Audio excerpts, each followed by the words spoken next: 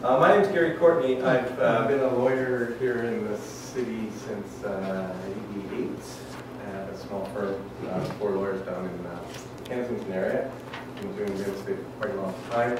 As part of the practice, including in the past teaching legal assistants how to do real estate. This isn't the most interesting topic to try and teach somebody, but it's more interesting to talk to you folks about the role of a lawyer in these transactions. Basically, the lawyer comes in at the end.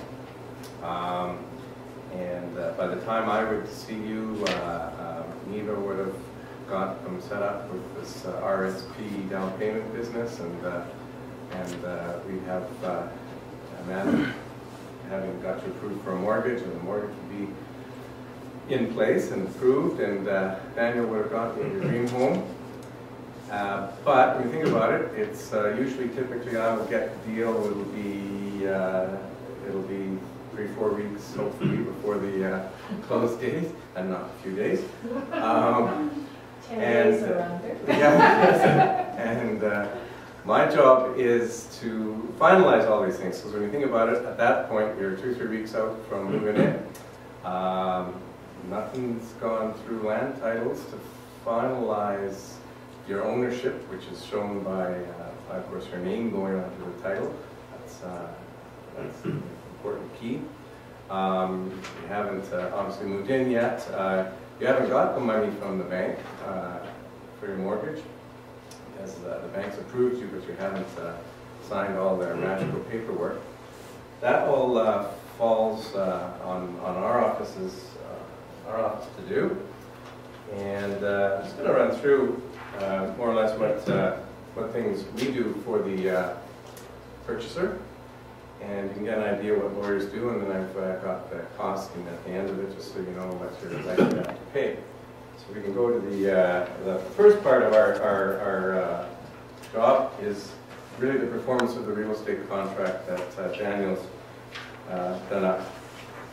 And we love it when we have realtors like Daniel who will have beautiful, wonderful contracts that will have, they're basically standard contracts that the real estate board has, but they have to be completed properly, and all sorts of issues that there might be in a particular property need to be addressed, and an experienced good realtor will address them, and by the time it comes to me, they're dealt with. The worst thing one often has as a lawyer is if you have an inexperienced realtor who may not necessarily have hit on all of the different points that can come up. So again, an experienced realtor is an important person. Let me just go to the next slide and the next enter. There we are. Key part is the transfer of the land. And lawyers, that's the bedrock thing we do, is we have to make sure that you as the buyer become the owner of this parcel of land, or this condominium, with your name on the title of the land titles, and it needs to be there properly. And the first thing we do is a title search to review the state of the title that you're buying. So we see that, number one, the person you're buying it from is actually the owner of the title. That would be very helpful. And also, we look at what is on the title, which we'll deal with in a minute, that has to be removed. We, along with the seller's lawyer, will prepare this land transfer document, which actually ends up then going in due time over to the land titles office to get your name on the title to show that you own it.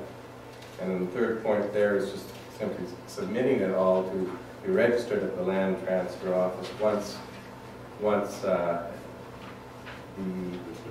timing is right to do that. On the next slide. Ensuring encumbrances remain on the title are the appropriate one. That is another key function of a lawyer. What an encumbrance is on a title, if you don't know it, is everybody's title. Your seller's title will have what's called an encumbrance at the bottom. The most basic one is the seller probably has a mortgage, which will be at the bottom of the title, which will say the seller has a $400,000 mortgage owing to Scotiabank, let's say. obviously when you go to buy it, you don't want to become the new owner of this home and at the end of the process see that the seller's $400,000 mortgage to Scotiabank is still there to be paid out. You're going to have enough fun doing your own mortgage, right? You don't want the seller's mortgage to be still there. So one of our basic jobs is to review what these encumbrances are on the title.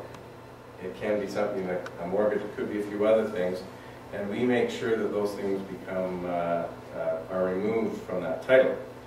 And basically what we do is we make sure when your money goes over to the seller's lawyer that the seller's lawyer has to pay out those Scotiabank mortgage, for example, and clear that title.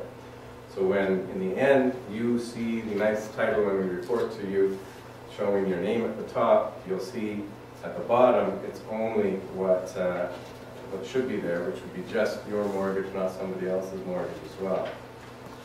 And of course, our other job is to register the encumbrances that are going to be related to you.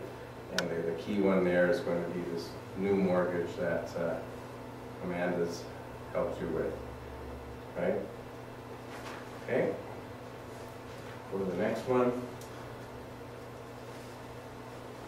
This is, we don't have a person who's a surveyor here talking to you today, and that's because probably realtors, lawyers, and I'm not sure what mortgage brokers don't like surveys. They cause us too many problems. No, we don't. We like them, really, we do.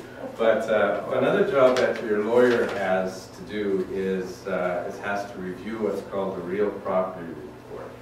You buy a home, you have something called a real property report that gets provided to you, basically by the seller. And a real property report, does everybody know what those are? It's a survey, basically, showing what is it that you're buying. A map, right, done by a surveyor. And on that map is the house, there's the garage, there's things like utility line, there's fences, there's those sorts of issues. Probably the most problems that I as a lawyer have, any lawyer has, is problems with real property reports. Because first of all, there could be problems because the seller is obligated to provide you with one that's supposed to be current. And time and time again, we have problems with the sellers giving, seller's lawyers sending over this real property report for us to look at. We show it to our client and he says, "Whoa, just a minute, there's a deck on this. I have a deck on my new house and it's not showing on this real property report." Or I'm sure there was a garage there, where is it on this? It's not here.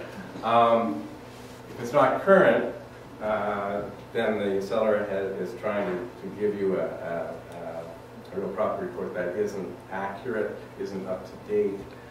We can't allow that.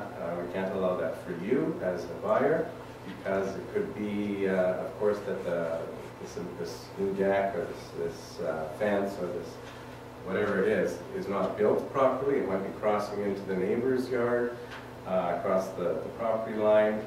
We can't allow that. There's supposed to be a up-to-date report. So time and time again, we'll be contacting seller's lawyers saying, no, you have to get your client to pay for a brand new or an updated real property report. And of course, sellers would prefer not to do that because it costs them about $500 for a surveyor to go out and do up a new one. So we do have troubles with that happening.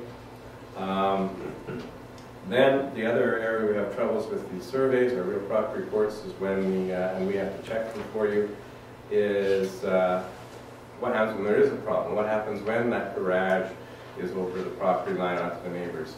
I have one right now where we have the eaves troughing on the garage go into the neighbor's property by 5 inches.